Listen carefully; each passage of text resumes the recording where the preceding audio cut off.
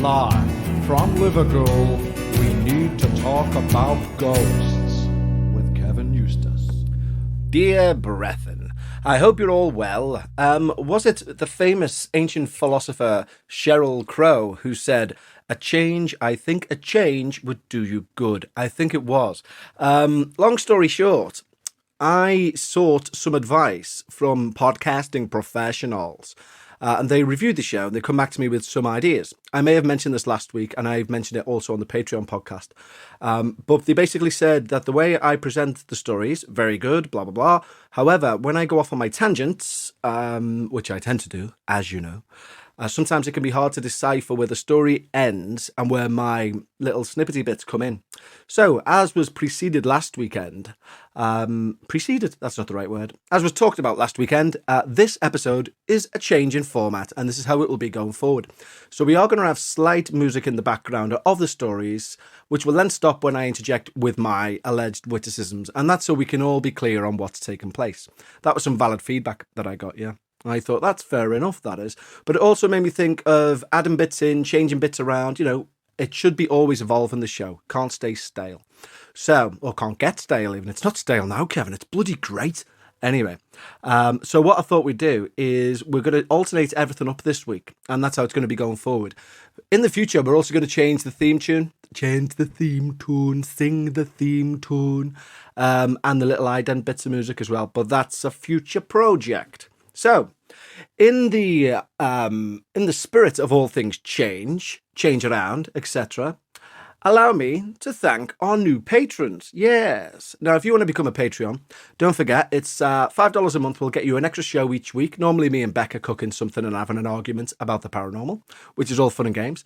And I will also sing your name out. Yes, as I'm about to for our new guys. Go over to patreon.com/we need to talk about ghosts and sign up. And with that in mind, let's sing some songs to patrons. And if you're new to this, then you won't know, but if you sign up to Patreon, I put your name into an original song.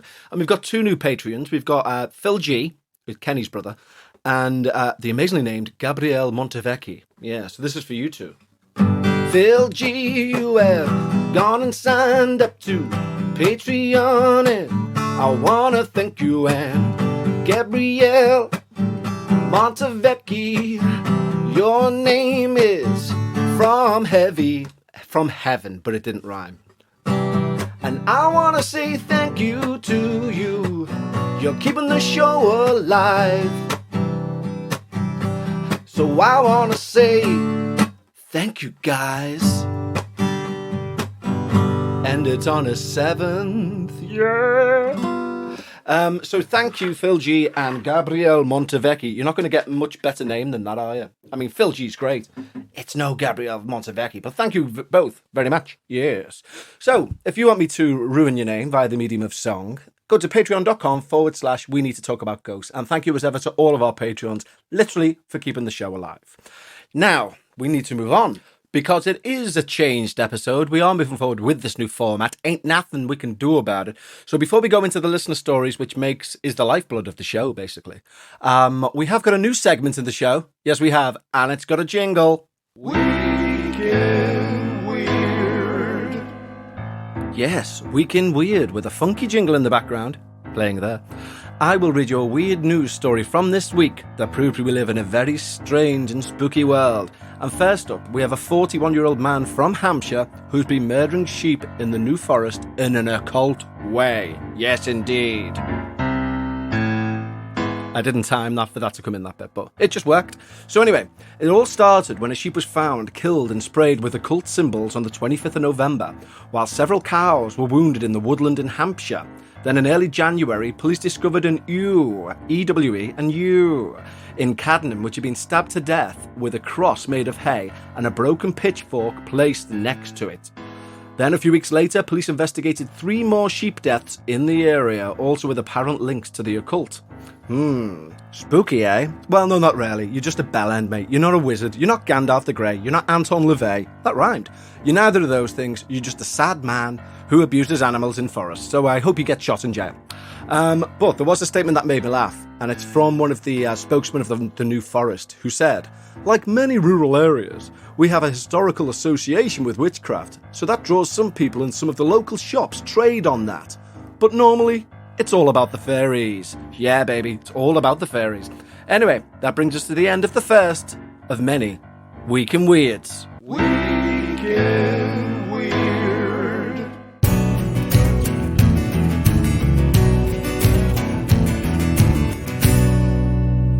So, we're about to partake in some amazing listener stories. You remember last week when we had Becca on, I read out 2 of the 3 stories provided to me by Trish, who is the mother of a colleague of mine. And I'm going to read out story 3 right now, here live. Well, it's not live, you've downloaded it. But this story is called A Very Strange Thing. If you believe in the afterlife and spirits, then you will understand that certain phenomenon is taken to be a sign of either the presence of a spirit or of a spirit trying to communicate. Mum was well into her illness when I found out that she had been diagnosed with vascular dementia some 10 years earlier. Dad had looked after her then, and then he got sick. A minor stroke that he would recover from, but he needed a lot of help, so on a rota basis, me and my sister would take turns to help out, but especially in putting Mum to bed and getting her up of a morning. God bless you. I remember the start of the significant changes. Mum had had a bad day and had started to show signs of aggression, which was a worsening of her condition. It was my turn to put her to bed, so as part of the established routine, I would go up in advance and fold the sheets back and put her step for getting into bed in place and turn on the bedside lamp. This one night, about a week before her death, I was getting the bedroom ready. I had drawn the curtains, switched on the lamp, and was just folding back the bed sheets when a rather large drop of water fell onto the back of my hand. I could almost hear the plop it made. It was so big. I remember it being visible, just sitting there, perfectly formed and big. I was both stunned and confused, and remember thinking, "What the... ... I looked up at the ceiling. Is there a leak? That's all we need, a leak right above Mum's pillow. I can't do anything about it now." I looked back at my hand with the water still sat there, but I thought nothing of it, and wiped my hand on my jeans. I went downstairs to collect Mum and said to my husband, "Will you go into the loft in the morning? I think there's a leak directly above Mum's head." The next day, we got the ladders out to go into the loft. First, my husband looked at the bedroom ceiling. "It's not wet," he said, "and no sign of anything from here." So up into the loft he went at my insistence. I remember shouting up to him with directions to where Mum would be. "It's as dry as a bone up here," he said. "There's no leak." He shouted down. I was confused. No leak, but with a big drop of water landing on me from the ceiling. How can that be possible?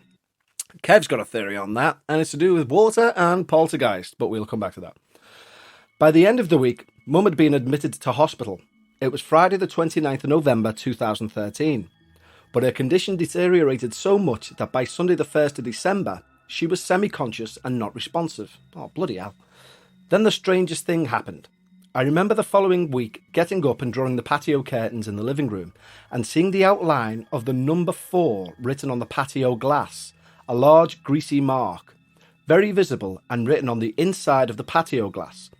I remember thinking to myself, who's done that? Who's been putting their greasy fingers on the glass? When my husband came into the living room, we both just stared at it, puzzled. Only 2 of us live in the house, so how had that gotten there? Who has done it and why the number 4? So many questions. The fact that the 4 had been made on the inside of the glass baffled us. 3 days later, Mum passed away in hospital on December the 4th, 2013. Bum, bum, bum. No, in all truth, Trish, that's a bloody... They're always tinged with sadness, these stories, aren't they? I mean, as is going to be the case when you're talking about dying relatives, but a wonderful story. And I will say this, and I'll say no more. I'll say quite a bit, which is how a podcast works, really. But pools of water mysteriously appearing are a common, frequent occurrence in poltergeist cases. You will hear about them if you read about the Enfield poltergeist, if you read about Amityville and things like that. There's often pools of water just appearing, and drops just apporting, as we found out. That means just appearing, materializing in midair, apporting out of nowhere. Yeah, so drops of water do have some weird significance with spooky paranormal stuff.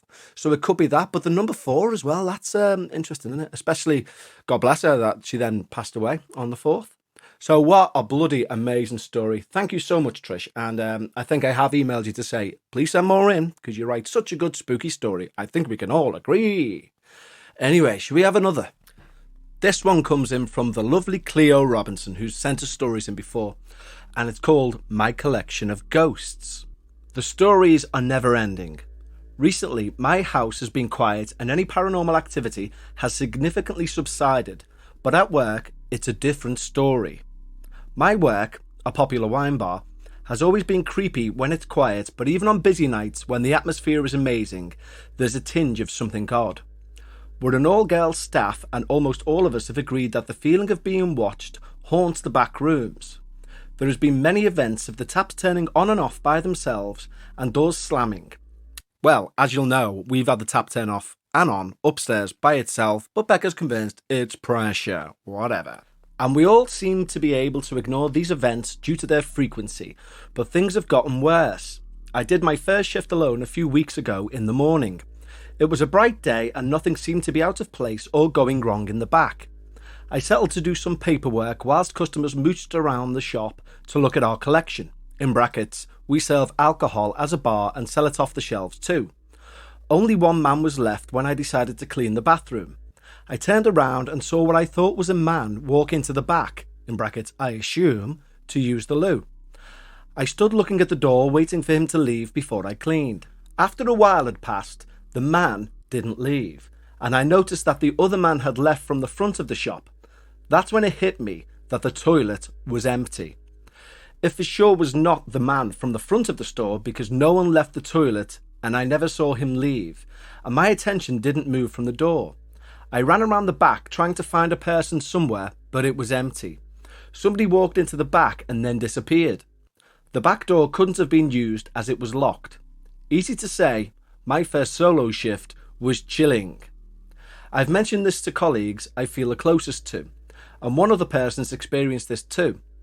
At least our bar is attracting a wide range of people. Lol. Good, I like that, yes. Spirits and the undead and devils, get out of there. The old, the young and the deceased. Although it's scary to think that the spirits in our stock aren't the only ones around the shop, I'm still happy working there and I'm sure more stories will be on the way. Thanks, Cleo. No, thank you, Cleo. Please make sure you send your wines and spirits of both kinds onto the show. What an amazing story. I do like the ideas. There's a really good one, actually. I can't remember where I read it or where I heard it, but it was of like a girl who goes into a police station and the policeman sees this girl sit down and he assumes she's waiting for someone to come out. He goes back to do something, comes out, and she's disappeared, and he checks the cameras, and she never came in the first place. Bam, bam, bam. I love stories like that. Don't forget, guys, if you've got a story that you want me to read out, send it on to contact@talkaboutghosts.com. That's contact@talkaboutghosts.com. Wow. Wow, wow, wee wow. Well, as much as things change, as much as they stay the same. That's not a saying, is it? The more things change, the more they stay the same.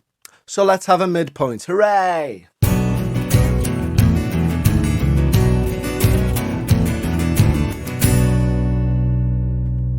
Okay, it's midpoint time, guys, and I'm going to do a bit of rogue thing here. Listen to this.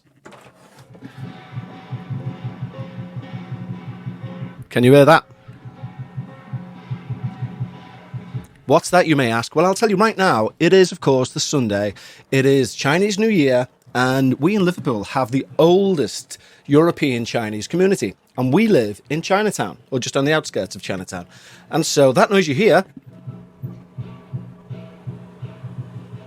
as I look out of my Liverpool apartment window, is a massive orange dragon and about maybe 1,000 people going past the flat with drums, banners and all that sort of stuff. Let's have another listen. And I know you may be thinking, well, let me shut the window. I know you may be thinking, why aren't you out there enjoying that? Well, we've been out this fair morn. Yes, we have. We've been out and we've bought some sumai and other oriental delicacies, and we've had a bit of a ball. And we got some fortune cookies, and mine said, you need to expand your business. Is that racist? Not sure. Need to check accents. And Becca said, your younger heart, which is surprising because she's only like 30. So happy Chinese New Year. I don't know the actual word for it, and I'm not going to attempt it because that would definitely be racist. But yes, happy Chinese New Year, one and all. And what other things have been taking place in our lives? Well, I'm sat here with one eye. Not actually one eye. I do have both eyes, but one eye has an ulcer in the eye. How horrible does that sound? I'll tell you how horrible. Bloody awful. So I do have a corneal ulcer. It's kept me off work for a bit because of being photophobic, which I learned in hospital means sensitive to light. Yes. So I've got an eye patch on as we speak, which makes me look like a weird pirate hovering out of the window looking at a giant orange dragon. And no, I've not been taking drugs. So it has been all changed this week for the show. This is the format going forward now, what you've heard thus far. So I like it. It seems a little bit more professional. Took on advice from professional podcasters. Oh, also, you'll have heard, if you're a fan of many paranormal podcasts, you'll have heard that I'm now supplying some small pieces of music for the amazing, talented Ghost Story guys, Brennan and Ian, the Canadian podcast. Great guys. But I'm now supplying them with some music too, because they're great, and I'm a big fan of theirs. So it's kind of like a bit of a fanboy thing for me to do as well. So I'm chuffed to be doing that. But if you're not already onto the Ghost Story guys, which I'm sure you are, then go and give them a listen. Make sure you do, because they're wonderful. So yeah, all changed. Let me know what you think. Get in touch as always. I was going to say at the Ghost Story guys. Don't, because you'll get them.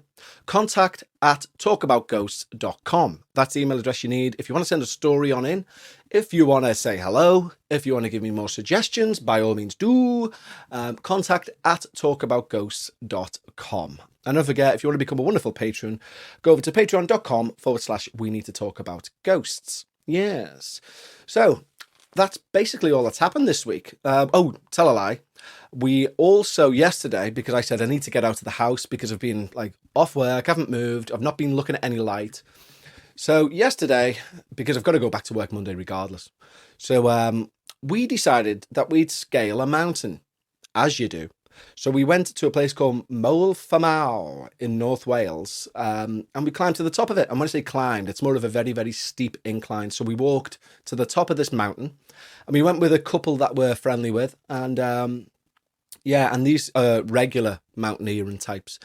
And the guy, John, he's a very lovely guy, and he says, but he kept saying see the top there, that's the top now. And we get to the top, and there'd be another peak about half a mile away and half a mile up. And I was like, oh, what are you doing? And we get to that peak, and there'd be another peak. And after about 4 in, honestly, God, I could have threw him off, except he's bigger than me, and would have threw me off instead. But yeah, we got to the top, and everyone was like, when you get to the top, you're going to feel like you've achieved something. You're going to have endorphins released in your brain. And I didn't. I just hugged a post, got very cold, and nearly cried. And needless to say, I can't feel my legs this morning. So yeah, that's a week in the life of a podcaster. Yes, but I do hope you're all wonderful and well, and let me know if you're not, and God knows what I'll do about it, but I'll at least empathise. Anyway, should we get back to some more amazing listener-submitted stories? I think we should, because that's the point of the show. Okay, let's do this.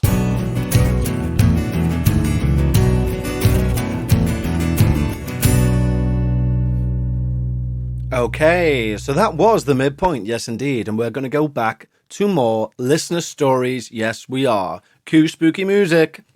Our next story comes in from the new Patreon, Gabrielle Montevecchi, and it's called Haunted Tales from the 80s. The 80s.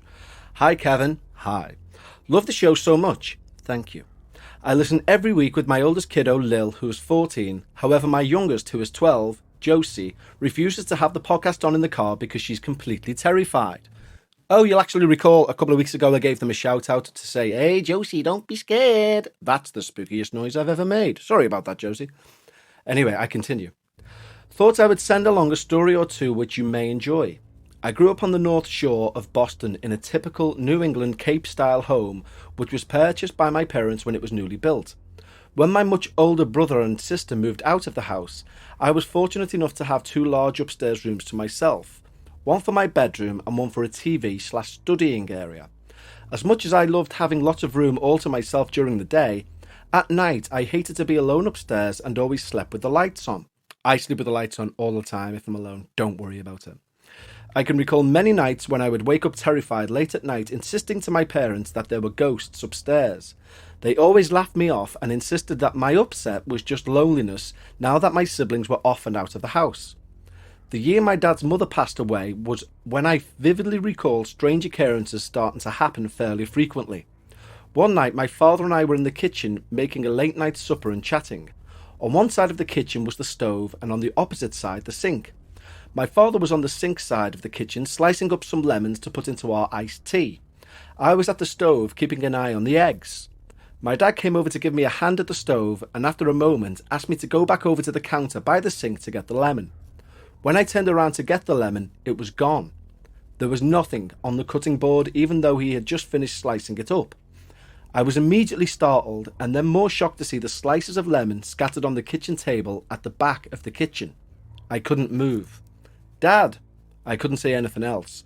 I just pointed to the table. "Whoa, what happened?" My dad stopped and just looked at me. I started laughing nervously. "Do you think it was Nana?" My dad smiled and told me that he had recently noticed some small things going missing, like his glasses case, which he always placed in a drawer in the kitchen when he came home from work, and had later found it out in the open as though it had been playfully hidden and then returned. In the summer of 1988, I had a friend over and we were listening to INXS Kick, which is an amazing album. Stop listening to this and go and listen to INXS Kick. It's bloody great. Anyway, I digress. On a cassette on my stereo. We were in the TV room and my stereo was in the bedroom. We had listened to the whole album and the tape stopped. We just kept chatting. After about 10 minutes later, we heard music coming from my room. The tape had somehow rewound and started playing again. We bolted downstairs, almost tripping down the staircase. This was just completely baffling. The stereo was very old and did not have any auto-rewind feature. I was going to say, actually. We just sat downstairs for a little bit, just catching our breath and wondering what could have possibly caused that to happen.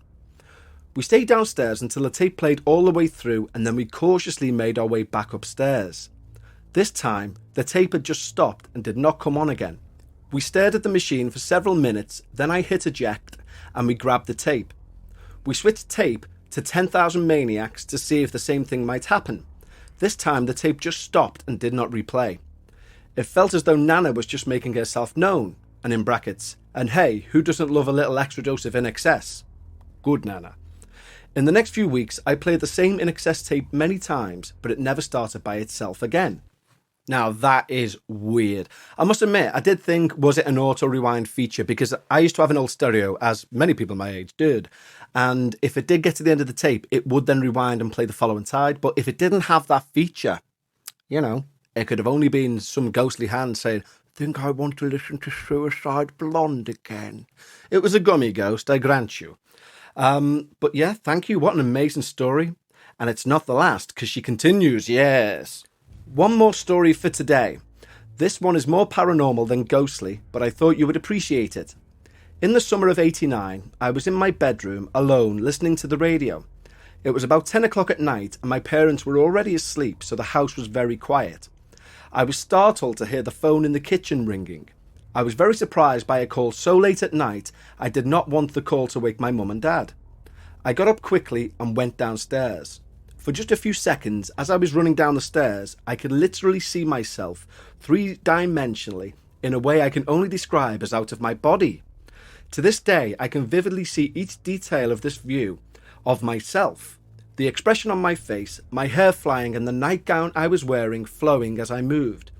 It was as though I was looking at myself from the bottom of the stairs. The second I hit the bottom step with my feet, it was over. I was moving toward the phone in the kitchen and by the time I picked it up, there was no one there.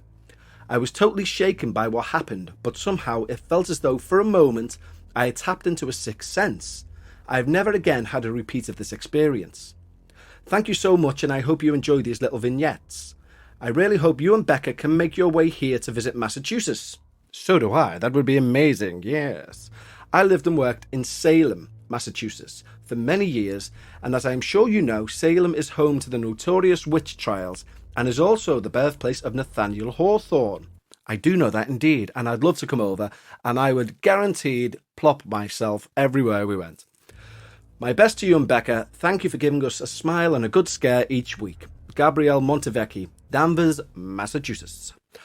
Wow, thank you, Gabrielle. That's an amazing series of stories there. And obviously, as avid listeners to the show will know, I will be a complete 110% believer in your little out-of-body experience there, having experienced one myself when I was 17 or 16 even. And for those who don't know the story, I'll quickly regurgitate it here. And that is, I read a book on astral projection, how to do it. My mate actually stole it from a bookshop for me because that's the sort of scamps they were. And I skipped to the chapter that said how to do it. I read it. It said that you need to meditate in your bed, focus on a spot on the ceiling, close your eyes, try and still visualize the spot, repeat. So I did about 3 PM, opened my eyes, looked at this spot on the ceiling, closed my eyes, opened my eyes, and I had the Sgt. Pepper album on repeat one afternoon. Anyway, I fell asleep. And then my dad came into the room and basically said, in no uncertain terms, you lazy bastard, you should go out and get a job, sort of thing. Stop sleeping in the afternoon. I told him where to go, put my head back on the pillow. And the moment I put my head back on the pillow like that, I just clicked my fingers. I was sat up in bed and I thought, hold on, I haven't actually. And before I could say moved, I was laying back down in bed and I couldn't move. Yes, I had sleep paralysis. And then slowly but surely I got tingles all over my body like pins and needles, and I could very slowly move. And I've never experienced pins and needles all over my body, but you know it when you get it, I tell you that much. And, I can't explain what happened to me there, but it was a sincere, visceral thing. So yeah, I completely believe you there, Gabrielle. Thank you very much for sharing it. Now, we have our final story of the show. But we'll be back next week with more. Hooray! So don't worry about it. So our next story comes in from Diana Burns. She sent it over Twitter, and her story is called Do It, Do It, Do It. I love your goofy voices and how you burst into song. You remind me of myself, which worries me because I had no idea how annoying I am. Hello? Do you want to rephrase that and send it back in? I'm not even going to read it. I am, I joke. Why, thank you. I'm glad we're 2 peas in a pod. I continue. I have been a lifelong lover of horror movies, mysteries, ghost stories, and the unexplained in general. However, I do not go out of my way to have any supernatural experiences. I just like hearing about them. Aside from the stories I'm about to share, I have not had any other spooky or unexplained occurrences. In the early 2000s, my husband and I moved into a small bungalow-style house.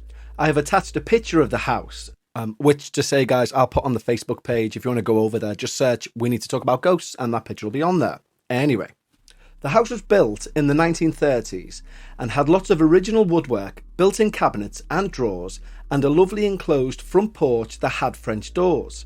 The home was small, but very cute and had lots of character. Some things that were noticed, but not really given much of a thought other than "this is an old house," were the icy spots and the French doors popping open and slowly swinging wide open. Both were explained as being drafts due to the house age. By 2006, we had 3 children, and my husband began spending more time away from home and eventually began a relationship with another woman. Bloody hell, we didn't expect that turn, but anyway. 6 months after our youngest child was born, in January 2011, he moved out and we got a divorce.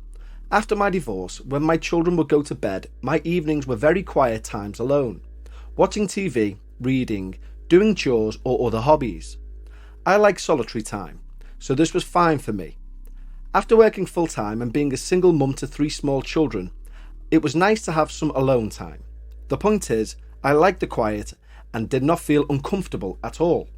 I don't know if it was my husband leaving or me being a bit raw and sensitive from our divorce or what, but this is about the time I began to think that this was maybe more than characteristics of an old house.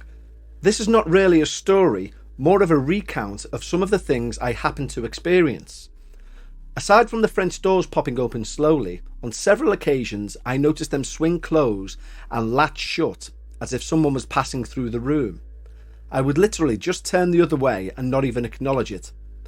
I could not come to say out loud what I saw. ignore, ignore, ignore. Sounds like the best thing, to be fair, because I would absolutely cack in mine hoop. Anyway, this continued to happen occasionally until I moved out years later. Other people saw the doors move and I would just brush it off because I didn't want to talk about it. As I mentioned before, there would also be very cold spots or times you just felt an extreme chill, but it would pass. About the time my oldest child was 4 or 5 years old, I felt that cold chill in the night. It woke me up and I just decided to get up, check the thermostat and look in on the children. When I got to my daughter's room, it felt freezing and I noticed her heat vent was closed. I opened it up, turned the heat up and went back to bed. In the morning, when my daughter woke up, I told her to please stop closing the heat vent because it gets too chilly. She, plain as day, like it was the most ordinary thing to say, said, I close that at night because if I don't, little ghosts come out of it. Little ghosts come, oh my God. And she literally says, oh my God. That's horrific. Oh God, can you not get these kids adopted? Oh my Lord, that's awful. Inside, I'm dying, but I just calmly say, oh, okay, that's fine then. And we never really talked about it again. What are you, crazy woman? Oh my Lord, get a priest, get an old priest, get a young priest, get a Bible. Jesus wept. Another feature of the house was a laundry chute in the bathroom. It looked like a little square door in the wall and was a wonderful convenience, as it would drop the laundry down right near the washer and dryer. The kids and myself always dropped our dirty laundry down the chute. It was a fun way for the little ones to help with the chores, because they liked to look down the chute and watch as they drop stuff down there. On occasion, my 2 boys would drop toys down the chute and then hoot and holler to have me go down to the basement to retrieve said toy. This became an annoying nuisance and I started to give the boys a time out for doing it. They stopped doing it for the most part, but one time my youngest son, who was about 2 or 3 at the time, began crying because his favourite train toy was down the chute. Well, this could have totally been my son for sure, but it was the first time I heard about lolly. Oh dear God, what the hell is a lolly? I think we're about to find out. He claimed that Lolly put the train down the chute. Lolly was also to blame for dropping a toy in the toilet one time. I was just like, whatever, I'm not buying the lolly business. The boys shared a bedroom, and part of bedtime routine was making sure the closet was closed because Lolly was in there. Urgh, honest to God, this is getting scary now. I've got a chill right down my backside. And spine, of course. Jesus. I would just nonchalantly acknowledge it because I did not want to make a thing of this Lolly. But I would make sure the closet was closed tight for the boys so they would not feel scared. Now this next thing was the only time I ever full-on acknowledged Lolly. And it was about the same time the boys stopped mentioning him. My youngest son was walking towards me and he just lunged forward and fell flat on his face. He immediately started crying and I rushed over to comfort him and make sure he was okay.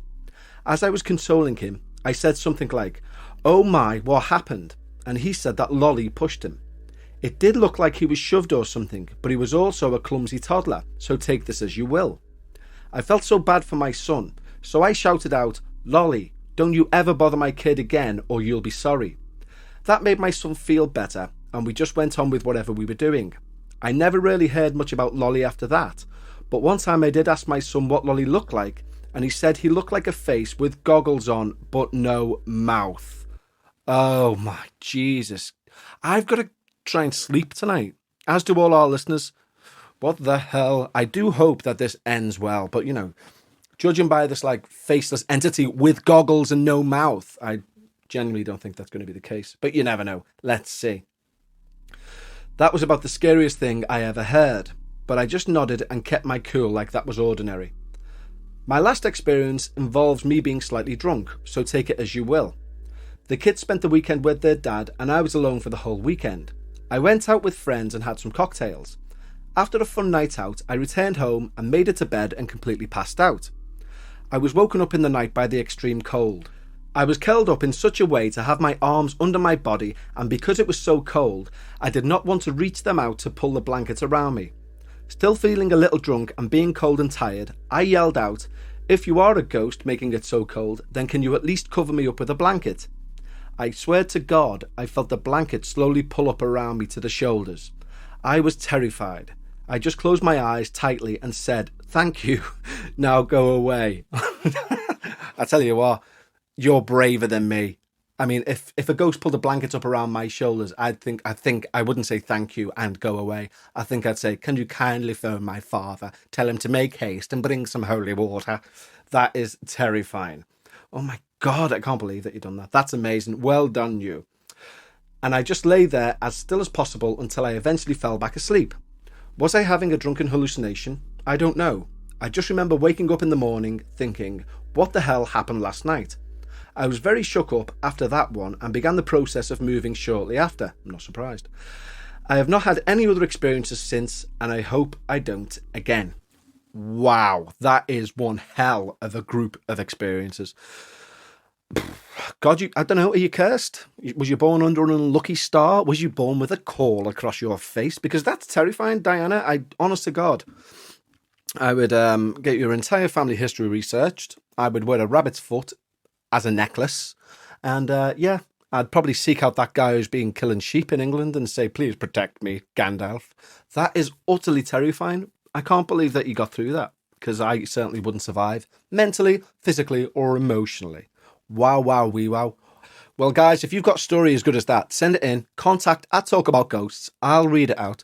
Maybe with Rebecca, maybe on my own. Who knows? Who doth knoweth? And you'll scare the living bejesus out of me, like those stories have done today. And just to say, from next week as well, we've obviously got a website to www. Of course, World Wide Web, don't you know? www.talkaboutghosts.com. And on there from next week, we're going to start having Story of the Week. So we're going to have a bit of a wall of fame over there, where I'm going to put up the best story of that week's show.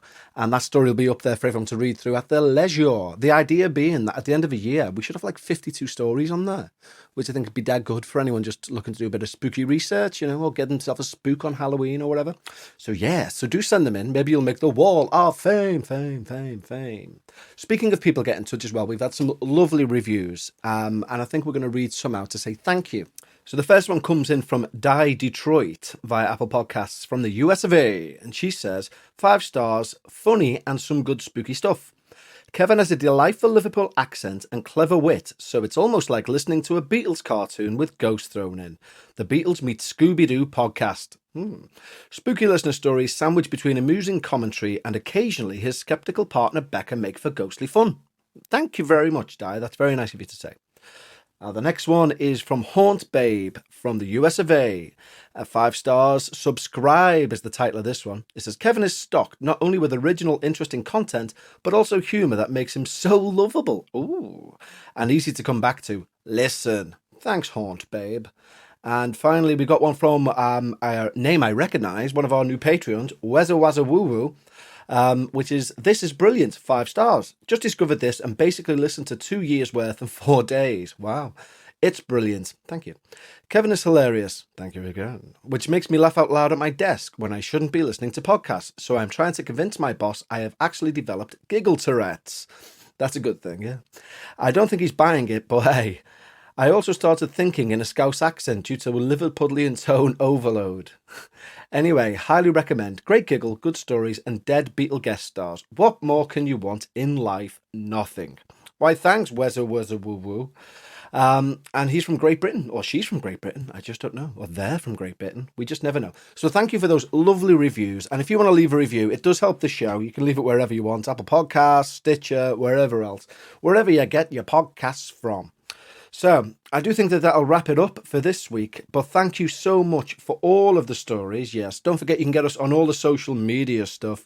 We've got an Instagram, just search we_need_etc. till you get to We Need to Talk About Ghosts. I really should come up with an easier user tag, shouldn't I? But we're on Instagram, we're on Facebook. Go and join the group there. It's a little secret group. You have to answer some questions to get in. Yes, you do. They're quite easy, so don't be put off. But there's a lovely little community there that's starting to build up. Send your stories, of course, to contact@talkaboutghosts. I'll read them out. This is how it works. This is the lifeblood of the show. We've got a good few for next week, but do send them in because we still need more. Get us on Twitter @talkaboutghosts. And this has been great. It's a new change, new format. Change is good. Yes, more change. I hope you enjoyed the change. This is how it's going to be from now on in.